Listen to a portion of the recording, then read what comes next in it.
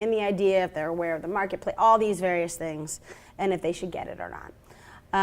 I do that. And then the other side part of my life, which Toby is very aware of, is I just bought a dance studio with my mother. So I also teach dance to kids from this big to adults in their 70s. So that is a little bit about me. So that kind of informs everything about how I look at things. Oh, and the other thing I do is I'm part of Cinestory, which I'm going to talk about later, which Victor is familiar with and Toby's familiar with. And has anybody else here heard of Cinestory? It's a nonprofit for writers. We now do 2 retreats a year. We have 2 fellows. Fellows I'll talk about it later, but it's a really great, amazing program that's been around over 20 years. So I am going to talk. I didn't know what you guys wanted to hear about, but I'm going to talk about the things that you need to make.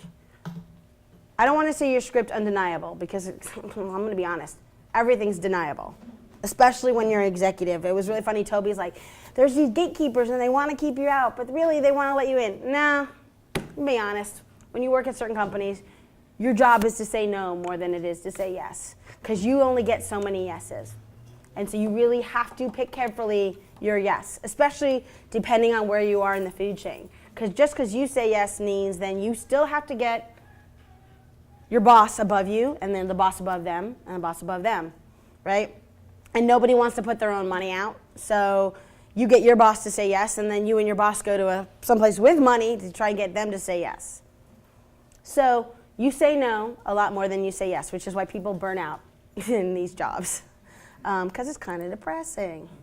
And it's discouraging not only for writers, but also for executives. You work on something for a really, really long time and it never gets made.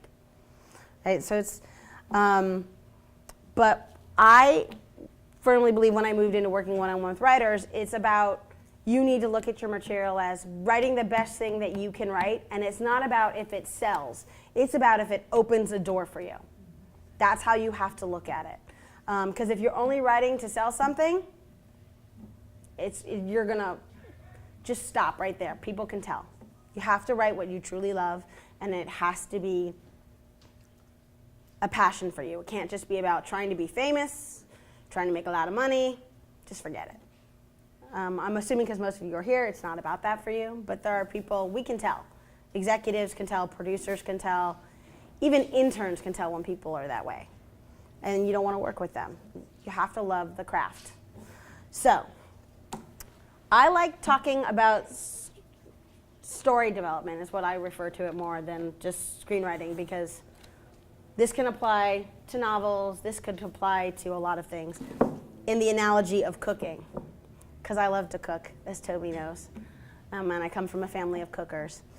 And in cooking, there is something called the Trinity. I don't know, or if any of you are into cooking, or mirepoix, which is a French term for it. And most recipes have 3 key ingredients to start. It's the celery, as it says up there, if you're going to learn a little about cooking.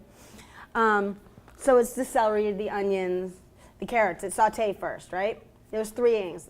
Creoles call it the Holy Trinity, which I like the name for it. I think that makes it sound very important.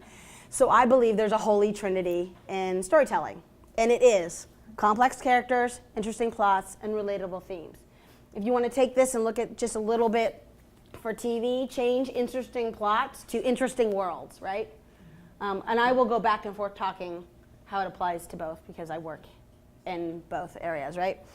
Because in TV, it's not necessarily about the plot that gets a series on air. It's about the world and the characters, even less about the themes. But there are always themes. You just don't necessarily realize it.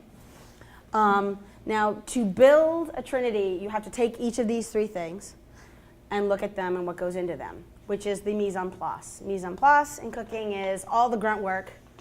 And it's like dicing and getting everything ready, and then it's all done, and then you go forward and cook. When you cook not like that, it's very unorganized. And it's the same when you write. So, mise en place of your stories, knowing your characters, having an idea of your theme, and that will tweak a little when we get into it. The type of story, knowing your genre, very important, and your log line. So we're going to first delve into characters. A lot of writers, when I work with them, all of a sudden, and I'm not going to read all of this because God help me, it'd be boring. But I also will make this available to Mark in a PDF that if any of you want it, you can ask him for it, okay? So you can go back through this and everything you want. When you're writing your story, before you even start, you need to know who your main character is, and you need to know who their antagonist is. A lot of times when I work with writers, it's the first question I ask after I read a script. I have 5 questions I always ask when I'm consulting with somebody, and I wait until our session. And the first one is, who's your main character? Usually they tell me the right answer. And, but then sometimes I will have read the script, and they'll tell me who they think their main character is, and I'll be like, that wasn't your main character. Right? That's the character that interests them the most. And so they think that's the main character, but that's not the person driving the plot, right? And you need to know who your antagonist is, and you need to know who your supporting characters are.